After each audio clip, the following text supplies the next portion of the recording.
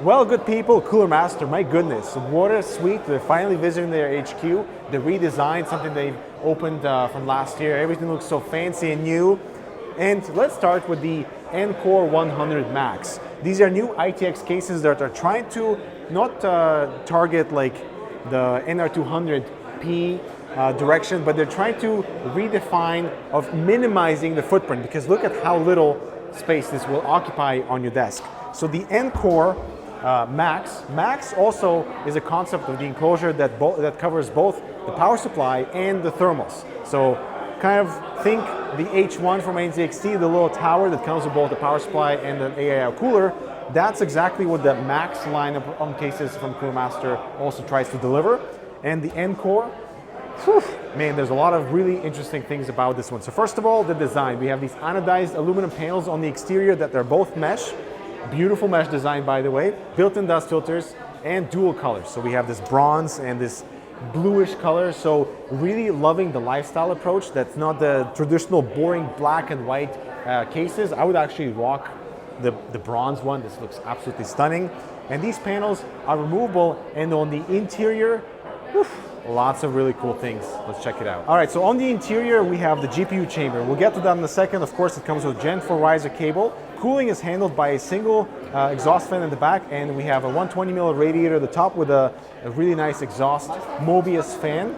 On this side, we have an SFX power supply that's 850 watts, and the tubes, like custom link tubes with our AIO cooler. So you just install that. All the cables for the power supply are perfectly length for this configuration. The motherboard is facing the back, so your I/O is nicely and easily accessible. And I say that because the GPU is facing down, so you will have to use a 90-degree DisplayPort cable if you're going for something really long. But the really interesting thing about the GPU chamber is that we can move the bottom mounting plate for the GPU slightly down. So in the top position, we have 338mm of clearance for the GPU, and lowering this mount gives us 358, so you can fit the largest 3-slot cards in here, no problem. The only issue is that when it's in the lowest position, you will have to use a 90-degree DisplayPort cable, but that's not included. You have to find something separately, but the cooling and the power supply and all the cabling is already complete in a very tiny, tall, but a very small footprint package, the NCORE 100 Max.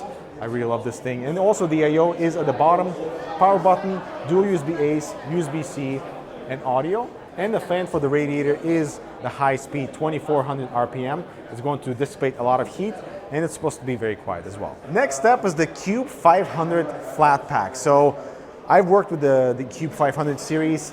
It's an ATX configuration that can fit an ATX power supply, ATX motherboard, a really good height for the CPU tower, but temperatures were not great. So they've redefined or redesigned all the panels on the exterior for a little bit more airflow.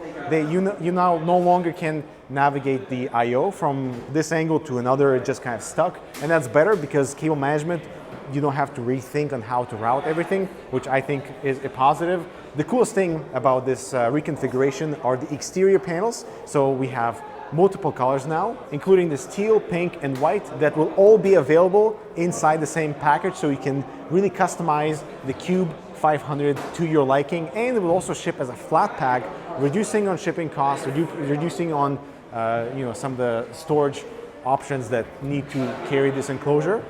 And I feel like an ATX enclosure that can fit in such a small footprint, that's a pretty decent package, especially with redesigned and much better airflow. The two jam accessories are the jam headphone holder that can hold up to 2 kilograms. It's magnetic, just sticks on the enclosure, no big deal. And the little jam. So this thing is like a little tiny cable holder for USB, maybe for routing things. And because it's rubber and because of the perforations on the exterior, you can mount this thing anywhere on the enclosure and do some funky routing. Nice. Woo. So the NCORE was all awesome, but this, my friend, is the next gen Max concept case. So this thing is promised to retail around $1,000. This is not a finished product, but the concepts that they're introducing into this frame are all quite high-end and premium. So what we're looking at here is another Max product. That means power and cooling are all taken care of by the frame and the case and all the cabling and stuff. So all you have to do in terms of building a computer is mount your motherboard, install the provided 420mm AIO on the side that has the best Mobius fans. So it is actually the only 420mm AIO that Cooler Master produces, but it only will be supplied with this case because that's actually one of the only Cooler Master cases that can actually mount a 420 on the side.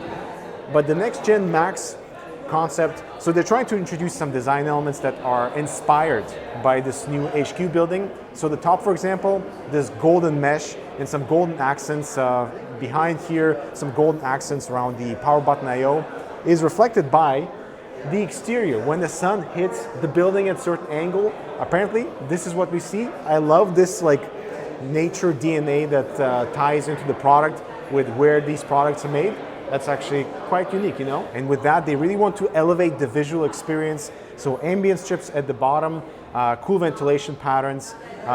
We do have this kind of texture on the top and the bottom. I really hope that that can continue throughout the enclosure so things feel a bit more cohesive. Right now, this front panel design is not final. Actually, not a lot of this stuff is final. This is probably around 60% complete, but it will come with up to 10 fans, so all the cooling is taken care of. A 1300 watt platinum efficiency power supply that is $400 on its own. So for the rest of the enclosure and cooling for $600, I mean, let me know what you think in terms of value. Now in traditional cases, of course, everything on the interior is dark and you illuminate it with either RGB strips or the RGB components, but with this concept case, this entire front panel is our very soft, even white light color box, and that illuminates the interior components, which I really like. This will, of course, come in RGB and it will be even softer. I really hope that we can maybe relocate it to the bottom for different, visuals of the shadows and how they're casted on the interior. So that's pretty unique, I would say. The fans you see on here are not final. They will be black in the final edition. So they'll try to black out all the fans without any RGB. And so the only element in terms of light would be this dimmable front panel. And of course that will be able to change all the different colors. They're also introducing a power supply bridge. So for the 24-pin cable you can see there's something also right above the motherboard for your 8 pins. So the power connectors from the power supply will be directly routed behind the motherboard tray. So all you have to do is insert the motherboard, which by the way is completely toolless installation. They're introducing this new locking mechanism, inserting the motherboard and sliding it as a lock, and you will be able to also secure it with screws just for a little extra safety. But these power supply bridges is a really cool way to not have to worry about routing everything from the power supply into this main chamber, because you'll just have to connect these little extension kits into the motherboard and the power supply bridge. And right now that's not a final design, so ignore the really ugly cables, because that will be cleaned up for the final revision. Here's another example of this PSU bridge on the mainstream example with the motherboard not connected. So you'll be able to just reroute the 24-pin from here into here. The same thing for your 8-pin cables and the same thing for your PCIe or the 12-volt high power cables. Here also the PCI connectors or the 12-volt high power. And this is the mainstream example. So again, also in the Max series of a 360 AO included, the power supply included with these power supply bridges. I'm really excited to work with these and see if they actually make installation much easier or not. And the case itself right now, so this is the mainstream concept, therefore they're not using anything super high-end because the power supply is 850 watts, a 360, and even though this package is aimed to be around $450, I still feel like it might be a little too much, because this is like a master box, something a little bit on a budget end, while including good components for the rest and simplifying your installation and assembly process. I feel like for the ATX mainstream form factor, doing cable management is not so difficult, and the only difficult part might be like really stiff cables. And I really hope that Cooler Master knows this and includes like nice soft cables from all the bridges into the motherboard. So let me know what you think of the $450 mainstream Max concept versus the really expensive $1,000 one, all right?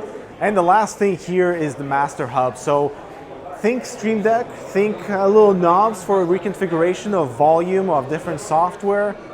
And the software that Cooler Master have been developing for the past 2 years in-house, not outsourcing it, and I would say that's a very, very critical component to this next product. So it all starts with this flex space that is magnetic.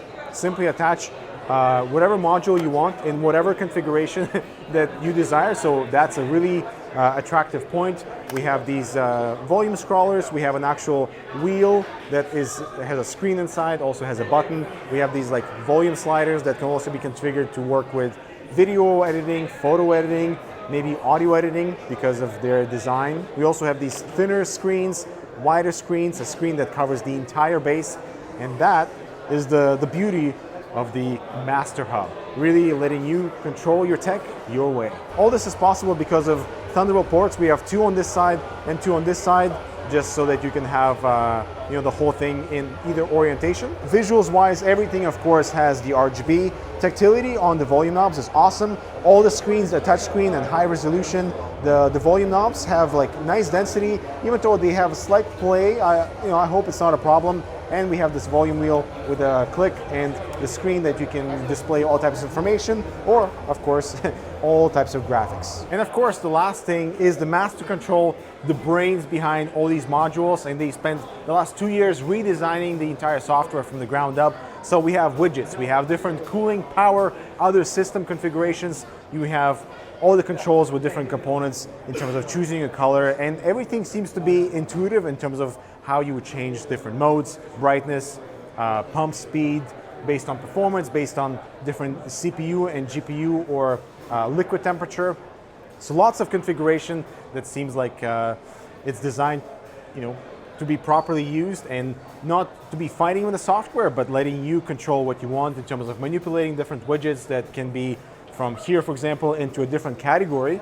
And all that is made possible with the Master Control that when it's even minimized or slightly smaller, everything kind of collapses together right there. So that's perfect. And even if you're using a 4K display, the text scales properly. Thank you very much.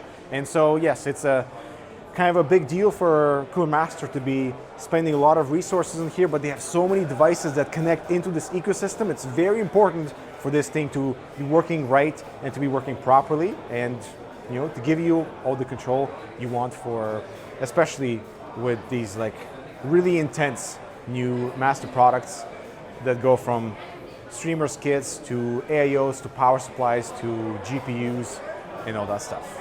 And in the software, you can change what the dial encoder does in terms of Photoshop, Premiere. They will be adding different apps, of course, and that's going to be very important if this is going to become mainstream, for it to support as many apps as possible. But the biggest thing they get right here, in my opinion, is the UX. Everything is clear, and you can tell they've taken some inspiration from clearly already established competing products, and you know what? I am happy about that. And so that's Cooler Master, guys. The new NCORE 100 Max. I absolutely love that vertical tower that takes cooling and power into account, and cable management, and the ability to expand the enclosure for wider GPUs and also lower the mounting plate for the GPU for longer cards. That's absolutely brilliant without compromising on the cooling or the looks, because even with that expansion, nothing feels out of place. And the MasterHub. So initially, I'm not a huge fan of like using the Elgato Control Center, aside from maybe controlling my lighting, but there are so many people who love doing macro things, and I feel like they're gonna become a really good player in the market that competes directly with the Elgato stuff, with the Razer things, with the mountain things. And it's always good to have extra competition so that they can manipulate all their software properly and become like a better player in this field. So guys, I'm Dmitry. Thanks so much for watching. I'll talk to you next video.